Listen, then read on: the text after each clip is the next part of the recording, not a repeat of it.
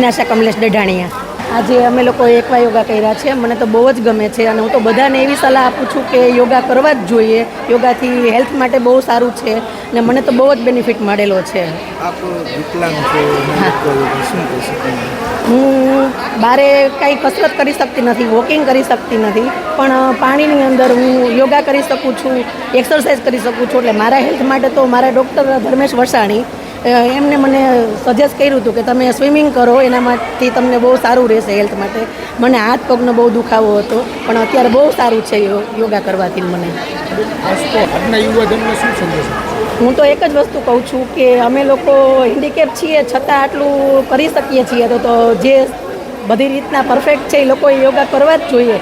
Health માટે સારું છે અને બધી રીતના તમને કસરત કરવાથી ને શરીર માટે પણ સારું રહે, મન પ્રફુલ્લિત રહે અને તમારો દિવસ બહુ જ સરસ થાય ને હું તો એમ કહું છું જિંદગી પણ સારી જાય તમારી, તમે યોગા કરો તો. એમ મારું નામ કનિષા છે.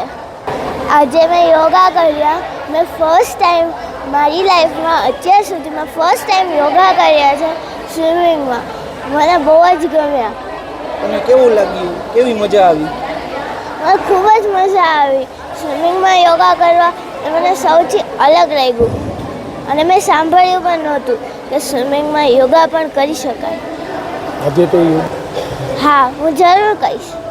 વિશ્વ યોગ દિવસમાં અમે આજે એકવા યોગા કર્યા છે અને સ્વિમિંગમાં હું 5 વર્ષથી આવું છું અને મેં હેલ્થ માટે બહુ સારું છે.